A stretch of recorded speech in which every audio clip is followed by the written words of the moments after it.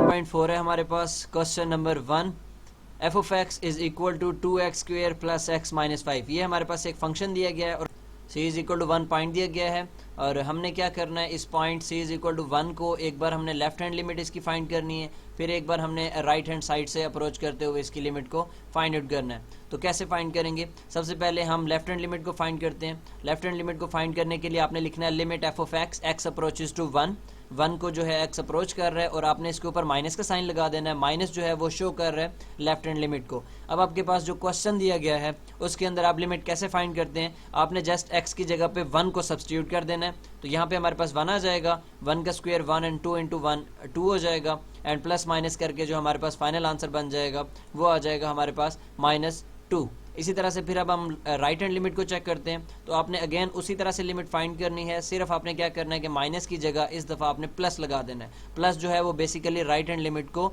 Show कर रहा है। आपने अगेन x की जगह पे सब्स्टिट्यूट को जिसको करना है वो 1 है, 1 को सब्स्टिट्यूट करके आपने सॉल्व करना है और अगेन आपके पास जो आंसर आएगा वो -2 आ जाएगा। तो इसका मतलब ये हुआ कि इस क्वेश्चन के अंदर आप चाहे लेफ्ट हैंड साइड से अप्रोच करें या राइट हैंड साइड से, आपका आंसर जो है वो सेम आएगा। x अप्रोचेस टू 1 पे आंसर आ जाएगा -2। तो हमारे पास तीनों आंसर्स जो हैं वो आपस में इक्वल आए हैं। हमारे पास left hand limit and right hand limit and the functional value तीनों आपस में सेम है।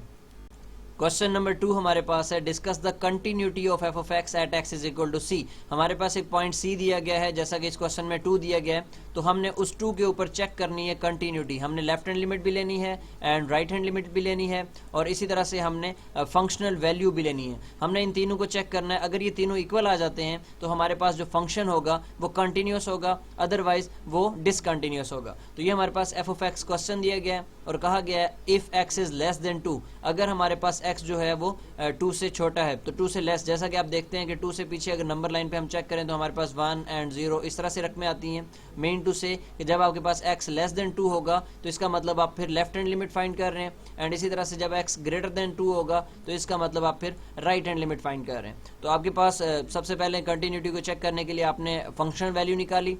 फंक्शन वैल्यू कैसे निकालते हैं, x इज इक्वल टू 2 जिसमें लिखा हुआ है उस इक्वेशन के अंदर आपने पुट कर देना है 2 को एंड सॉल्व करके आपके पास जो फंक्शनल वैल्यू आ जाएगी वो आपके पास आ जाएगी 9।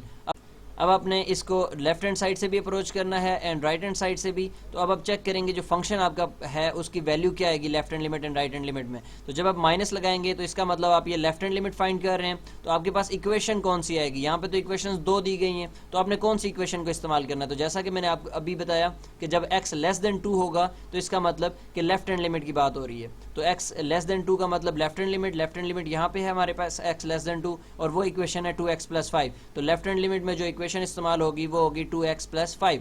तो इसमें सब्स्टिट्यूट हमने 2 को ही करना है, माइनस जस्ट इसलिए है कि वो लेफ्ट हैंड लिमिट को शो कर रहा है। तो फाइंड आउट करेंगे, जब इसको सॉल्व कर लेंगे आप पुट करने के बाद तो आपके पास फाइनल आंसर जो है वो 9 आ जाएगा। अगेन राइट हैंड लिमिट के लिए आप क्या करेंगे कि लिमिट x अप्रोचेस टू 2, इस बार आप प्लस का साइन लगाएंगे। प्लस जो है वो शो कर रहा है कि आप राइट हैंड लिमिट फाइंड कर रहे हैं। तो प्लस आप क्या करेंगे, यहाँ पे इक्वेशन जो है वो x ग्रेटर देन 2 वाली जो है उसको इंसर्ट करेंगे।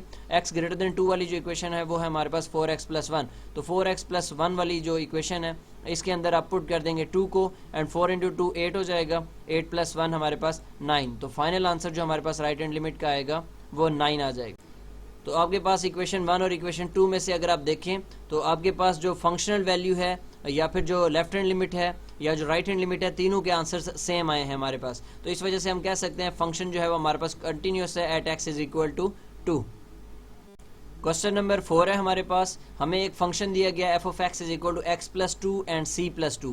एक बार हमारे पास लेस आ गया मतलब लेफ्ट हैंड लिमिट एंड एक बार हमारे पास ग्रेटर आ गया, इसका मतलब राइट हैंड लिमिट, और एक बार हमारे पास इक्वल आ गया x इज इक्वल टू -1, इसका मतलब फंक्शनल वैल्यू। तो हमने इन दोनों फंक्शंस के अंदर तीनों वैल्यूज़ को फाइंड करना है। एक बार हम लेफ्ट साइड से अप्रोच करेंगे, एक बार राइट साइड से अप्रोच करेंगे और एक बार हम -1 के ऊपर चेक करेंगे कि फंक्शन हमें क्या रिजल्ट देता है। तो जैसा एक क्वेश्चन में बताया गया है कि फंक्शन कंटिन्यूस है, हमने जो फाइंड आउट करना है वो हमने c की वैल्यू को फाइंड करना है कि c की वैल्यू हमारे पास क्या होगी।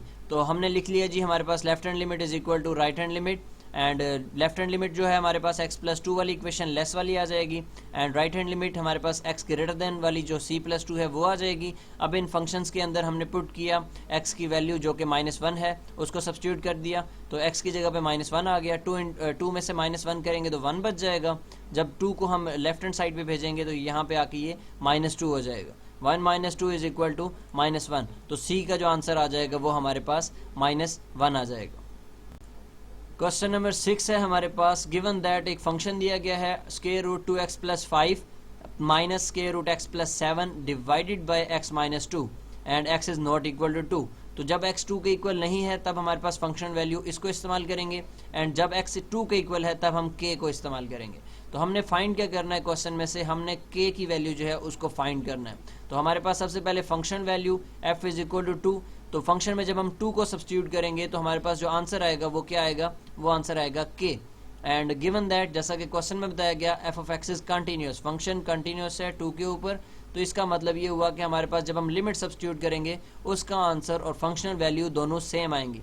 तो लिमिट जब हम सब्स्टिट्यूट करते हैं तो x अप्रोच कर रहा है 2 को, इसका मतलब कि x जो है वो 2 नहीं है लेकिन अप्रोच कर रहा है, 2 के करीब करीब है।